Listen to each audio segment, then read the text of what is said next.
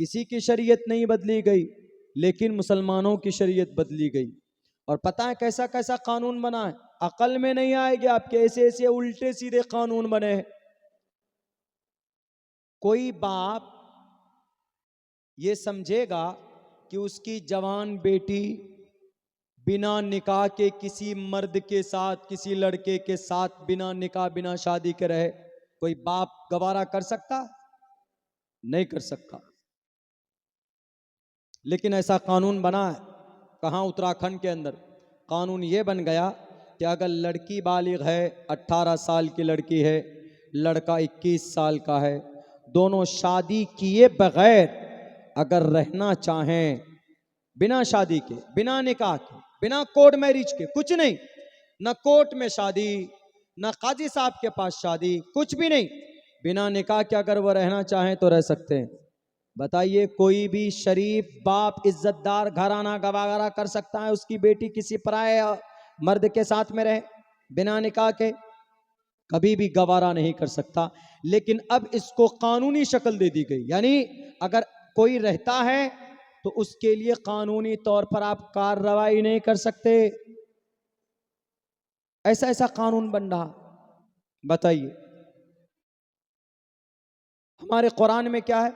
एक जवान लड़का जवान लड़की बात नहीं कर सकते, एक मर्द गैर महरम मर्द किसी गैर महरम औरत को नहीं देख सकती, बात नहीं कर सकते, बल्कि बहुत सारी बंदिशें हैं। क्यों बंदिशें हैं? क्योंकि जिना से बचना है तो बात नहीं कर सकते, मुलाकात नहीं कर सकते, किसी का रिश्ता भी हो जाए तब भी बात नहीं कर सकते, बल्कि रिश्ते के बाद जब निकाह हो जाए, निकाह के बाद बात कर सकते, निकाह हो जाए सारी बंदिश खत्म।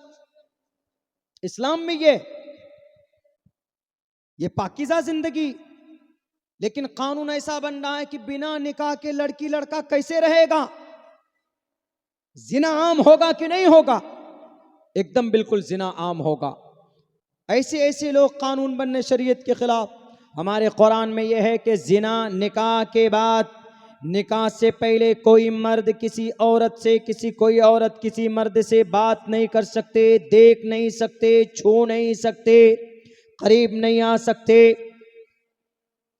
कुरान करीम के अंदर कई जगह पर कहा गया है, या अय्युहन नबिय्यु कुल लिअज़वाजिका व बनातिका व निसाइल मुमिनीना युदनीना अलैहिन्ना मिन जलाबिबिहिन्ना, घूंघट कर लो। वेदों में भी कहा गया है, अधे पश्यस्तिमो परि संतराम पादको हरमाते कौशल्पको, माए घूंघट करो। वक़र्न फी बुयूतिकुन्न वला तबर्रजन तबर्रुजल जाहिलियतिल ऊला, बिना जरूरत के औरत को घर से बाहर नहीं निकलना चाहिए। ये सारी बातें कुरान करीम के अंदर मौजूद है, वेदात में भी मौजूद है। समाज में एक अच्छा सोसाइटी और एक अच्छा माहौल कायम करना हो तो नेता लोग कायम नहीं करवा सकते, नेता लोग तो दंगे करवाते हैं। लेकिन समाज में, सोसाइटी में अच्छा माहौल कहां से मिलेगा, कहां से आएगा? हमारी शरीयत से आएगा, शास्त्रों से आएगा। हिंदू भाइयों के शास्त्रों से उनके समाज के अंदर अच्छा माहौल आएगा। नेताओं और उद्योगपति लोगों के कहने पर अगर आएंगे तो दंगे फसादात होते। ईद है, ईद कैसे मनाएंगे? ईद की खुशी कैसे मनाते हैं? ईद के अंदर खुशी मनाएंगे वो जो शरीयत में ईद कैसे मनाते? शरीयत में यह है कि भाई ईद खुशी का दिन है, उस दिन खुशी मनाना चाहिए। लेकिन खुशी का कई तरीका होता है। खूब पटाखे छोड़ो, खूब गाने डिस्के बजाओ, डांस करो, जुलूस निकालो और खूब शराब पियो, ये भी खुशी है। लेकिन यह ऐसी खुशी मना सकते? नहीं मना सकते। खुशी कौन सी मना सकते हैं? अल्लाह के नबी ने फरमाया, ईद का मतलब खुशी का दिन। साल में एक बार आता है, 2 बार आता है, ईद उल अजहा और ईद। कैसे मनाना है? ईद हम लोग मनाने के लिए उस दिन फजर की नमाज पढ़िए, उठकर फजर की नमाज के बाद में नहाइए, अच्छे कपड़े पहनिए, नया कपड़ा पहनिए, उसके बाद कुछ मीठा खाइए, उसके बाद आप लोग 2 रकात नमाज के लिए ईदगाह जाइए। एक रास्ते से जाइए, दूसरे रास्ते से आइए, और जब जाइए तो क्या पढ़िए? तकबीर तशरीक पढ़िए, अल्लाहु अकबर ला इलाहा इल्लल्लाह वल्लाहु अकबर वलिल्लाहिल हम्द, ये पढ़िए। उस दिन खुशी है, एक दूसरे से मुलाकात होती है, खुश होकर मिलिए, हंसिए, खंद पेशानी रहिए, ये है खुशी। लेकिन अगर कोई शराब पीकर खुशी मनाएगा, कोई जुलूस निकालेगा और कोई डीजे लगाए चलाएगा, क्या ये शरीयत के खिलाफ है कि नहीं है? और ऐसा कौन करवाता? जो नेता लोग होते, ये लो 5,000 रुपए, तुम्हारा त्योहार आ रहा है, खुशी मनाओ, और हमारे बच्चे ले भी लेते हैं और खूब गाना, डांस, डिस्को बार, एकदम शराब, कबाब, सारी चीजें मनाते लोग। नेता लोगों का तरीका गलत है खुशी मनाने का। खुशी मनाने का बेहतर तरीका शरीयत में जो अल्लाह के नबी ने बयान फरमाया, जैसे रामनवमी में खुशी मनाइए। कैसे? रामनवमी के दिन हिंदू भाइयों के शास्त्र में लिखा, अगर तुमको खुशी मनाना है, रामनवमी मनाना है, रामचंद्र जी के जन्म दिन मनाना है, रामनवमी उसी को बोलते हैं, श्री रामचंद्र जी का जन्मदिन मनाना। उस दिन श्री रामचंद्र जी पैदा हुए। इसी अप्रैल की शायद 14 या 15 या 16 या 17, शायद 17 तारीख को रामनवमी था। रामनवमी में आजकल क्या हो रहा है? रामनवमी में आजकल जुलूस निकालते हैं और रामनवमी में आजकल मस्जिद के ऊपर, गुंबद के ऊपर में पत्थर डालते या फिर कहीं कहीं मदरसा जला देते और नारे लगाते हैं, भारत माता की जय, जय श्री राम। इस तरह के नारे भी लगाते हैं कुछ नौजवान लोग। क्या रामनवमी में ऐसा करना है? नहीं, ऐसा करना नहीं है। बल्कि रामनवमी में क्या करना है उस दिन, जैसे ईद में क्या करना हमारे नबी ने बयान किया, ऐसे ही रामनवमी में क्या करना है। शरीयत शास्त्र बताती है कि रामनवमी में सुबह सवेरे उठो, नहा लो, पूरे घर को धो और सारे लोग, जितने फैमिली को लोग हैं, बच्चे बूढ़े, सबको लेकर बैठ जाओ और बैठकर क्या करो? कीर्तन भजन करो, भजन कीर्तन करो। यानी अगर भजन कीर्तन में सुंदरकांड का पाठ पढ़ो, हनुमान चालीसा पढ़ो, गायत्री मंत्र पढ़ो, ओम भूर्भुवस्सुवः तत्सवितुर्वरेण्यं भर्गो दिशि दिवस्य धीमहि धियो यो नः प्रचोदयात्, गायत्री मंत्र पढ़ दो। ये हनुमान चालीसा, जय हनुमान ज्ञान गुण सागर, जय कपी सतेहो लोक उजागर, रामदूत अतुलित बलदामा, महाप्रलय के बारे में पढ़ो। ओम पूर्णमिदं पूर्णात् पूर्णमुदच्यते पूर्णस्य पूर्णमादाय पूर्णमेवावशिष्यते। ओम शांति, ओम शांति, ओम शांति। यह कीर्तन भजन करने से रामचंद्र जी खुश होंगे। जैसे ईद में सुन्नत के मुताबिक करेंगे तो अल्लाह राजी होगा। अगर कोई मुसलमान जैसे डिस्को बजाना, डांस करना, डीजे बजाना उनके लिए जायज़ नहीं है, सेम इसी तरीके पर किसी हिंदू भाई के लिए रामनवमी के मौके पर जुलूस निकालना, डीजे बजाना, ये सब गलत है। इसीलिए हम कहा करते कि शास्त्र के मुताबिक, शरीयत के मुताबिक ज़िंदगी गुजरनी चाहिए। इस देश के इंसानों की, खुसूसन मुसलमानों की, और मुसलमानों की शरीयत साफ लफ्ज़ों में कहती है कि यमा खलक़तुल जिन्न वल इंस इल्ला लियअबुदून।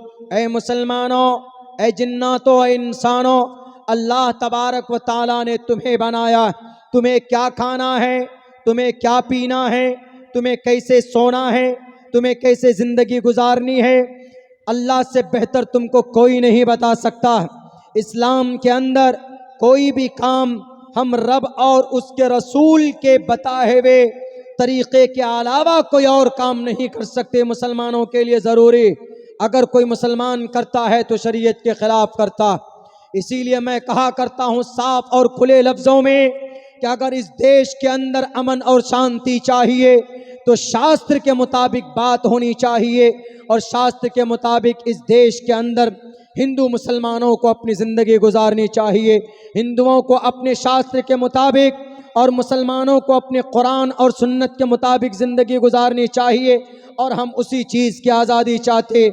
हमें अज़ान पर आज़ादी, नमाज पर आज़ादी, पर्दे पर आज़ादी चाहिए, और हम क्या खाएंगे इस पर भी हमें आज़ादी चाहिए। हमें किसी से हम उलझना नहीं चाहते, हम किसी से लड़ाई नहीं करना चाहते। अरे हमारे नबी ने किसी से लड़ाई नहीं की, अल्लाह के नबी अलैहिस्सलातु वस्सलाम 13 साल तक मक्का में रहे। अल्लाह के नबी के ऊपर कम जुल्म हुआ है। जब अल्लाह के नबी नमाज पढ़ते थे जनाब मोहम्मदुर रसूलुल्लाह, तो उनके सर पर पता है ऊंट की ओजड़ी उनके सर पर लाकर डाल दिया जाता था, जनाब मोहम्मदुर रसूलुल्लाह सल्लल्लाहु अलैहि वसल्लम के सर पर। नबी परेशान हो जाते थे, जनाब मोहम्मदुर रसूलुल्लाह तड़पते थे। हजरत अबू बकर सिद्दीक आकर उस ओजड़ी को हटाते थे। और कभी कभी कुफ्फार मक्का अल्लाह के नबी को देखते थे नमाज पढ़ते हुए, तो जाकर कपड़े डालकर गले में ऐसे लपेट कर खींचते थे। हजरत अबू बकर सिद्दीक आकर कहते थे अतक़्तुलून रजुलन अन यक़ूल रब्बी अल्लाह, क्या तुम ऐसे आदमी को कत्ल करना चाहते हो, ऐसे आदमी को मारना चाहते हो जो ये कहता है कि उसका रब अल्लाह है। अरे 13 साल तक हमारे नबी तो जुल्म तशद्दुद को बर्दाश्त करने के बावजूद भी अल्लाह के नबी अलैहिस्सलातु वस्सलाम ने किसी से इंतकाम तक नहीं लिया। तो हम भारत के मुसलमान हैं, हम नबी के आशिक हैं, हम नबी के दीवाने हैं। हम भूखे रह जाएंगे, हम पर जुल्म कोई करेगा हम बर्दाश्त कर लेंगे, लेकिन हम जुल्म का रास्ता अपना नहीं सकते। हम सच्चे आशिक रसूल हैं, लेकिन हम ये चाहते हैं कि हमारी शरीयत पर अमल करने की मुकम्मल आज़ादी इस देश के अंदर भारत के मुसलमानों को मिलनी चाहिए। और भारत के मुसलमानों को अपने मजहब पर अमल करने की आज़ादी भारत का संविधान भी देता। भारत के संविधान में लिखा है freedom of conscience and free profession and practice propagation of the religion. हर इस देश के अंदर हर किसी को मजहब पर चलने की आज़ादी है, चाहे मोदी हो कि योगी हो कि अब्दुल्ला सालिम हो कि कोई भी हो, हर किसी को अपने अपने मजहब पर चलने की आज़ादी, हर किसी को नमाज पढ़ने की आज़ादी है, पूजा की आज़ादी है। यह हमारा देश का संविधान बताता। मेरे भाइयों, वक्त काफ़ी हो चुका है। आपका ये जलसा कामयाब समझता हूँ मैं, लेकिन देयर इज़ वन कंडीशन, एक शर्त ये है कि आपका ये जलसा मुकम्मल कामयाब जब होगा हमारे टोटल नौजवान अहद करें कि इंशाअल्लाह हम पाबंदी के साथ नमाज पढ़ेंगे। दूसरा ये वादा करे कि हम शराब को मुंह नहीं लगाएंगे कभी भी। शराब पीने का मन करे तो जाकर सुअर खा लेना, लेकिन शराब मत पीना। हालांकि वो भी नाजायज और हराम है, लेकिन शराब पीने से पूरा घर बर्बाद हो जाता है। बीवी को मारते पीटते, माँ बाप को बुरा भला कहते, अकल ख़त्म हो जाती। जब आप शराब पीते हो तो ईमान की रूहानी ताकत, ईमान की रूह निकल जाती। आदमी शराब पीकर मर जाए तो कुफ्र की हालत में मरेगा, सुन लीजिए। इसीलिए शराब जैसी मलऊन चीज़ से दूर रहिए। माँ बहनों से कहूँगा कि अपने बच्चों की सही तरबियत कीजिए। आपका बच्चा नेक होगा, दीनदार होगा, तो इंशाअल्लाह उसकी नेकी आपको ही मिलेगी। अल्लाह से दुआ करता हूँ कहने सुनने से ज़्यादा अमल की तौफीक अता फरमाए। बहुत बहुत शुक्रिया, जज़ाकल्लाह। अस्सलामु अलैकुम वरहमतुल्लाहि वबरकातुहू।